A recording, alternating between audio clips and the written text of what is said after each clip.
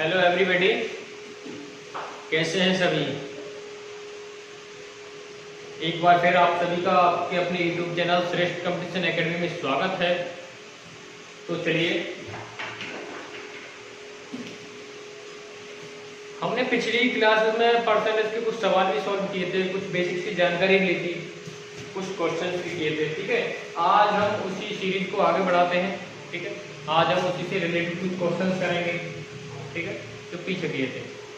मुझे आशा है कि आपको सारे कुछ जो भी मैं करा रहा हूँ आपको समझ में आ रहा होगा, और ज़्यादा से ज़्यादा जल्दी से जल्दी क्वेश्चन सॉल्व करने के लिए आपको प्रैक्टिस जरूरी है। क्या करना होगा? प्रैक्टिस करना होगा।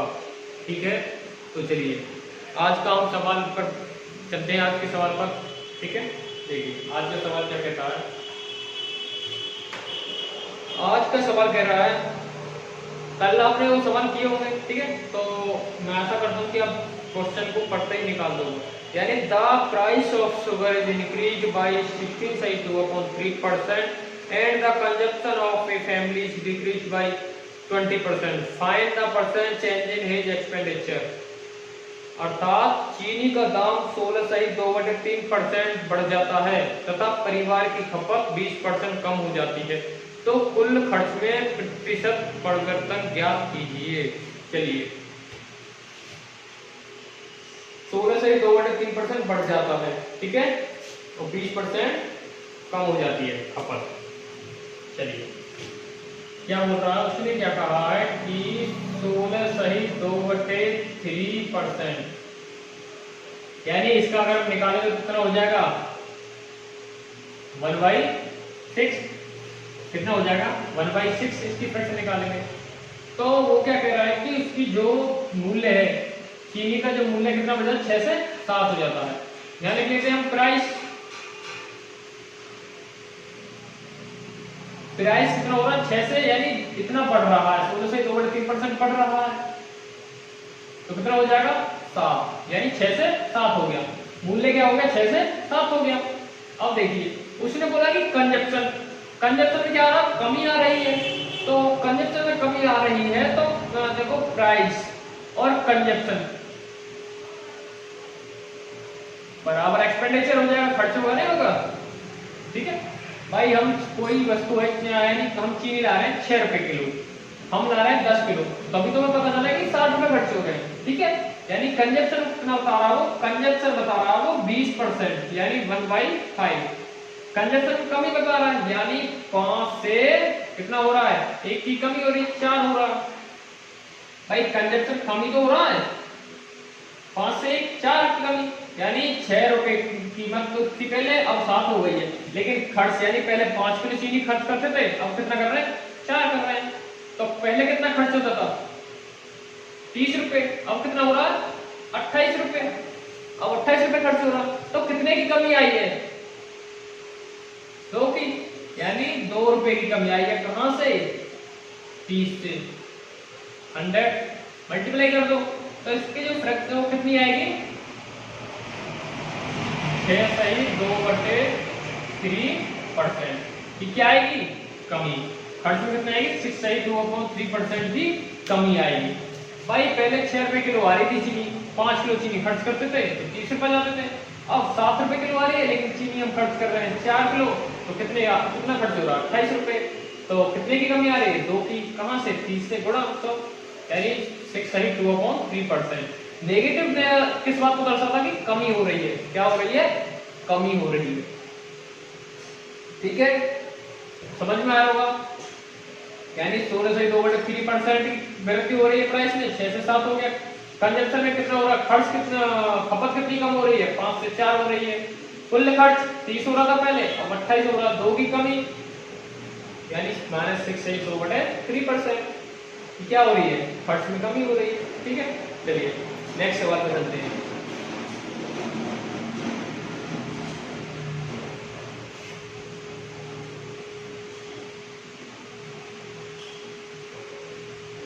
देखिए नेक्स्ट सवाल क्या कहता है।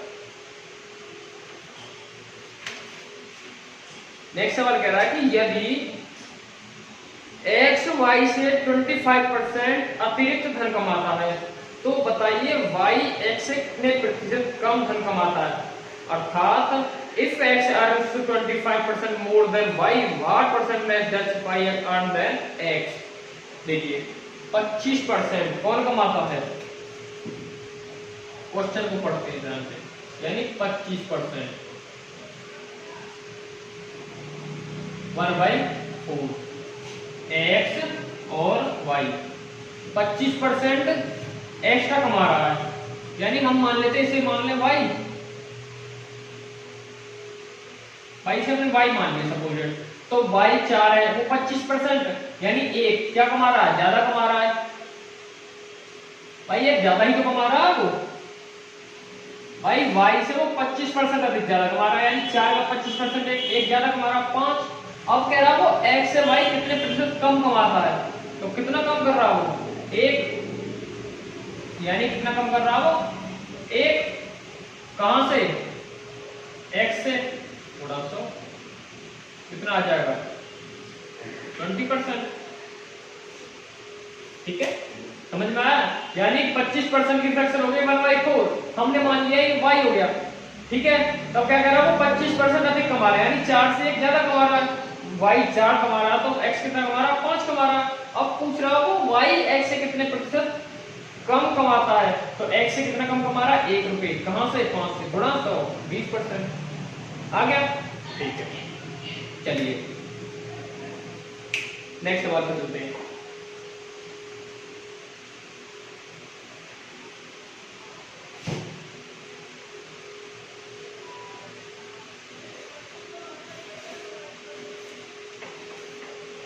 ये कह रहा है कि एक सिनेमा हॉल है, सिनेमा हॉल की टिकट की बिक्री 57 सही 1/7% बढ़ जाती है तथा मूल्य 16 सही 2/3% बढ़ जाता है, तो कुल आमदनी में परिवर्तन ज्ञात करें। देखिए क्वेश्चन ने कहा है 57 सही 1/7%, ठीक है, 57 सही 1/7%।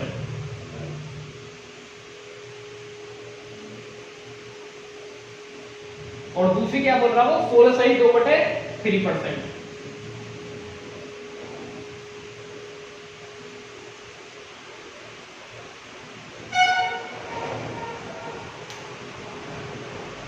अब देखिए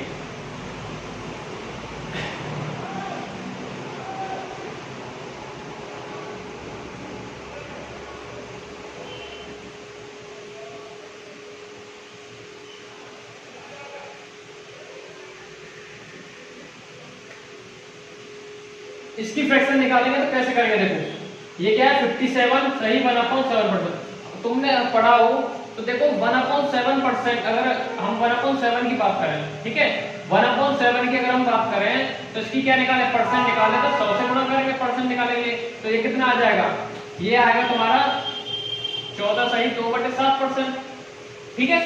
अब देखिए ये कितना है 57 है, यहाँ कितना है 14, 14 में कितने की मल्टीप्लाई करेंगे, 57 के नजदीक आ जाए, ठीक है। अगर हम इसमें मल्टीप्लाई करें कितने की, 4 की मल्टीप्लाई करें तो कितना आ जाएगा भाई 14 × 56 और 4/7 आ जाएगा, ठीक है। लेकिन बात कर रहे हैं हम यहाँ की, तो करें देखो कैसे करेंगे, अगर हम 4 की मल्टीप्लाई करते हैं दोनों तरफ तो कितना आ जाएगा 4/7, भाई ये परसेंट ही तो है, गुणा 4%, भाई परसेंट निकाल लेना तभी तो इसका कंपेयर होगा। यहाँ कितना आ जाएगा 57 और ये 8/7, भाई परसेंट ही तो निकाल ले, इसी का तो निकाल ले, कैलकुलेशन सॉल्व कर रहे हैं तो कितना हो जाएगा 57 सही 1/7%, ठीक है। तो इसकी जो फ्रैक्शन है वो कितनी आएगी भाई, हमने इसकी जो वैल्यू थी वो परसेंट में कितनी थी, ये निकाली हमने परसेंट में, ठीक है। तो 57 से 1/7% की वैल्यू कितनी आएगी 4/7, ठीक है, यानी इसकी फ्रैक्शन कितनी आएगी 4/7, ठीक है। अब देखिए ऐसे इसकी बात करें तो इसकी जो फ्रैक्शन है मैंने बताया अभी थोड़ी देर पहले किया था हमने, तो इसकी जो फ्रैक्शन है वो कितनी हो जाएगी 1/6। अब देखिए क्वेश्चन ने कहा है कि टिकट की जो बिक्री है उसमें क्या हो जाए 4 यानी 57 से 1/7% की वृद्धि हो रही है और मूल्य में 1/6 यानी 16 से 2/3% की वृद्धि। अब देखिए यहाँ हम बात कर लेते हैं सेल यानी बिक्री। बिक्री कितनी हो रही है? 7 से भाई 7 बिक्री हो रही थी पहले, अब कितने की वृद्धि हो रही है? 4 की, तो कितनी हो रही है? 11। अब मूल्य में भी वृद्धि हो रही है भाई, टिकट का जो प्राइस है उसमें भी तो वृद्धि हो रही है। वो कितने हो रही है? पहले कितनी थी? 6 थी, अब कितनी हो रही है? 7 हो रही है। तो कुल इनकम कितनी थी पहले? 42, अब इनकम कितनी हो गई? 77। भाई अब इनकम 77 हो गई, पहले 42 थी। कितने की वृद्धि हुई है? 35 की। तो परसेंट निकालेंगे 35 की, कहां से? 42 से गुणा 100, 5 से काटेंगे 7 बार, 7 से 5 बार, और इसे 6 बार काटेंगे। अब देखो 1/6 की अगर हम बात करें परसेंट वैल्यू निकालें तो कितनी आती है? 16 से 2/3%। तो यहाँ अगर हम बात करें तो कितनी आ जाएगी इसकी? 8 सही 1/3%। ठीक है, देखो करके देख लेते हो, अगर नहीं आया तो समझ में कितना करेंगे? ये हो गया 500/6, डिवाइड करोगे तो कितना आ जाएगा भाई? 6 8 48, 6 18, 2/3, 6, 2 से काट दो तो कितना आ जाएगा? 83 सही 1/3%। ठीक है, आगे समझ में? दोबारा बता रहा हूं भाई, 57 सही 1/7% की वैल्यू होती है 4/7। हमने मान लिया 7 को पहले 7 टिकट बिकती थी, अब कितनी बिक रही है? 4 की वृद्धि हो गई, पहले 7 बिकती थी, अब 4 की वृद्धि हो गई, 11 बिक रही देख रहे हैं। पहले कितना मूल्य था? 16 से 2/3%, 1/6, यानी पहले 6 रुपए था मूल्य, अब 1 रुपए बढ़ गया तो 7 हो गया। पहले इनकम कितनी थी?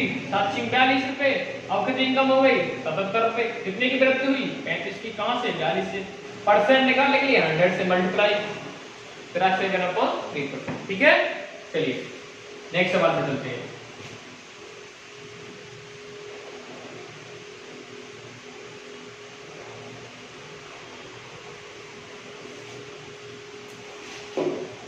नेक्स्ट सवाल क्या कहता है? देखो ये कह रहा है कि यदि कृष्णा की आय राधा की आय से 16 सही 2/3% कम है, तो बताइए राधा की आय कृष्णा की आय से कितना प्रतिशत अधिक है?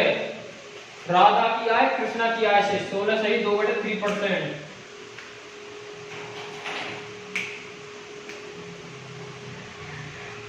16 सही 2/3%, यानी 1/6। यहां कर लेते हैं राधा और यहां कर लेते हैं कृष्णा। क्या कह रहा है वो? राधा की आय कृष्णा की आय से 16 सही 2/3% कम है। ठीक है भाई, इसे हम मान लेते हैं राधा की आय। इसे क्या मान लें? राधा की आय मान लें। कितनी आय? 6। क्या है? कम है, 1 कम है, यानी 5 कम है। ठीक है भाई, कृष्णा की आय राधा की आय से कितना कम है? 1 कम है। अब पूछ रहा हूं राधा की आय कृष्णा की आय से, सॉरी कृष्णा की आय राधा की आय से कितना कम अधिक है? राधा की आय कृष्णा की आय से कितना अधिक है? तो राधा की आय कृष्णा की आय से कितना अधिक है? 1 अधिक है। कहां से?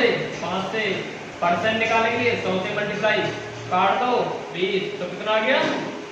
20%। ठीक है, देखो फिर से बता रहा हूं, क्वेश्चन में क्या है कि 16 सही 2/3%, फ्रैक्शन हो गया 1/6।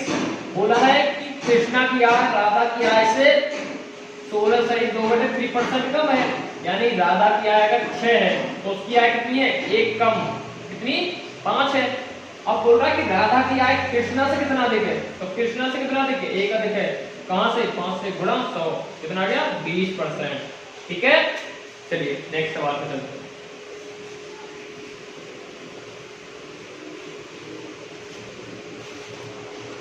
चलिए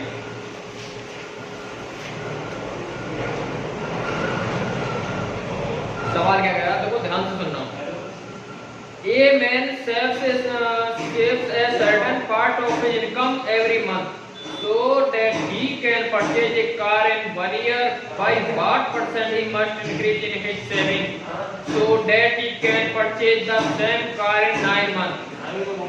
यानी एक आदमी प्रत्येक माह अपनी वेतन का एक निश्चित भाग बचाता है ताकि एक साल में वह एक कार खरीद सके।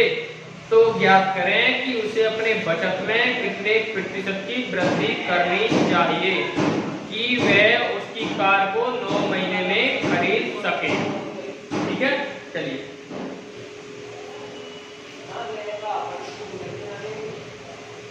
देखिए, कोई व्यक्ति है, वो इनकम करता, मान लो 10,000 कमाता, 20,000 कमाता है, तो वो महीने के 8,000 बचाता है या 16,000 बचाता है और एक साल में वो कार खरीद लेता है। ठीक है भाई, सिंपल सी बात है, अगर उसने इनकम दी होती तो हम निकाल लेते। ठीक है, क्या कर लेते, हम निकाल लेते कि वो कार खरीद लेगा। भाई हम उसने दिया हुआ तो होता कि वो 20% बचाता है या 40% बचाता है। ठीक है, तब तो हम निकाल लेते हैं।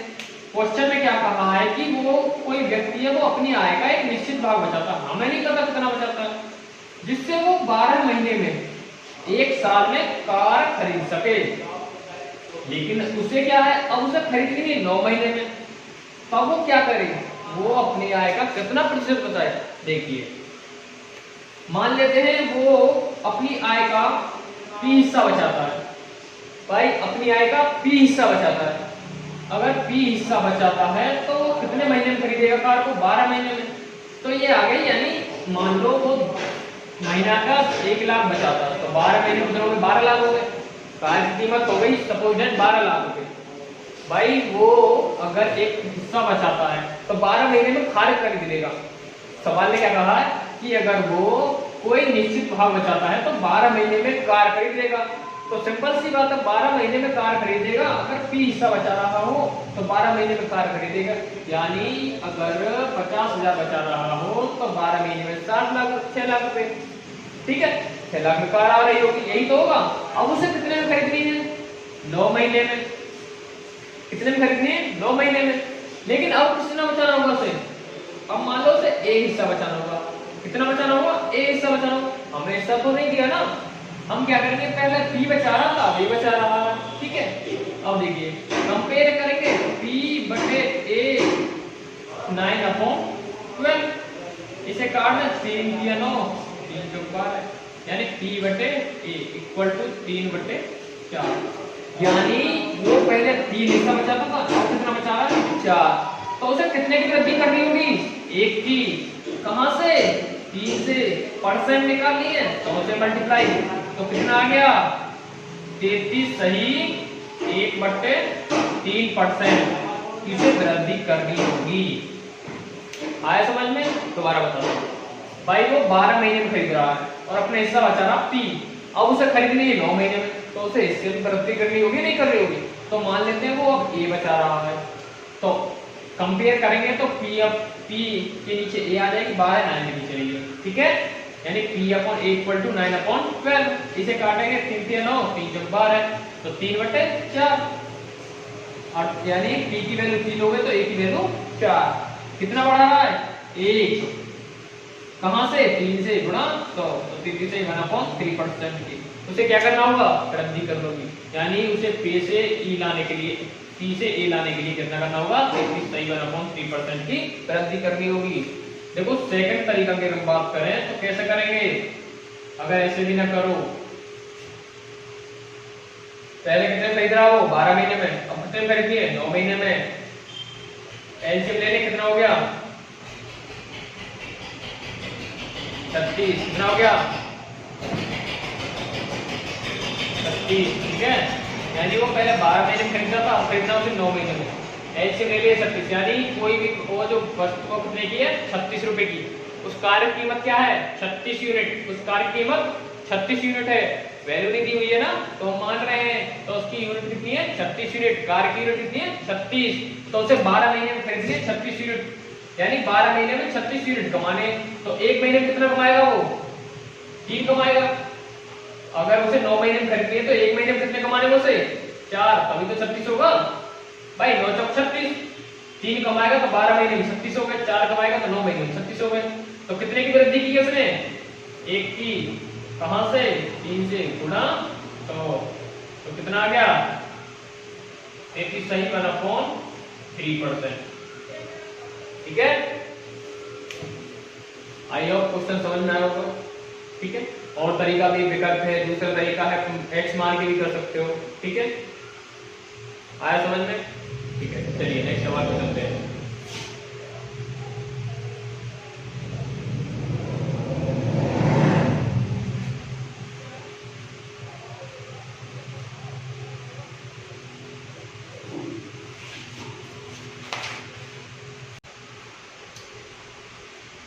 देखिए क्वेश्चन कह रहा है किसी विद्यालय में 60% लड़के हैं तथा 972 लड़कियां हैं, तो लड़कों की संख्या ज्ञात करें। If 60% of the students in a school are boys and the number of girls is 972 यानी 972, how much many boys are there in school? चलिए 60% लड़के कितने हैं?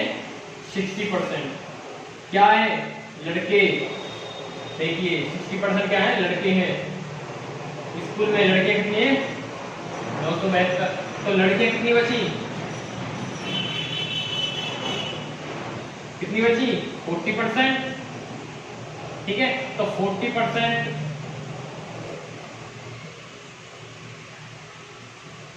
60% की अगर फ्रैक्शन निकालेंगे तो कितनी आ जाएगी? 3/5। यानी अगर 5 क्या है? 5 स्टूडेंट की संख्या है तो 3 क्या है? लड़कों की संख्या। भाई 60% ही तो लड़के हैं, 5 क्या है? टोटल नंबर 5 क्या है? भाई 5 क्या है? टोटल संख्या, टोटल स्टूडेंट है। भाई टोटल स्टूडेंट कितने हैं? 5 हैं, लेकिन उसमें बॉयज कितने हैं? 3 हैं। तो गर्ल्स कितनी बची? भाई बॉयज कितने हैं? 3। तो टोटल स्टूडेंट कितने हैं? 5। तो बॉयज गर्ल्स कितनी बची? 2 बची, लेकिन 2 यूनिट है, लेकिन क्वेश्चन के हिसाब से कितनी है? 972। तो 1 यूनिट की वैल्यू निकालेंगे, 2 से डिवाइड कर दोगे तो कितना आ जाएगा? 486। ठीक है भाई, 2 यूनिट की वैल्यू 972, तो 1 यूनिट की वैल्यू कितनी आएगी? 486। क्या पूछ रहा वो? कि कुल टोटल स्टूडेंट, और टोटल स्टूडेंट पूछ रहा तो मल्टीप्लाई कर दो 5 की।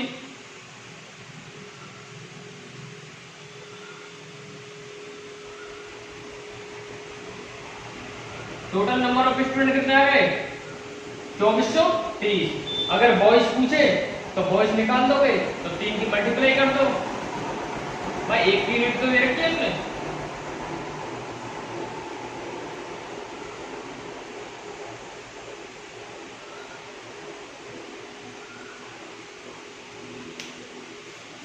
ठीक है, यानी 60% क्या है? लड़के हैं, तो 60% फ्रैक्शन 3/5।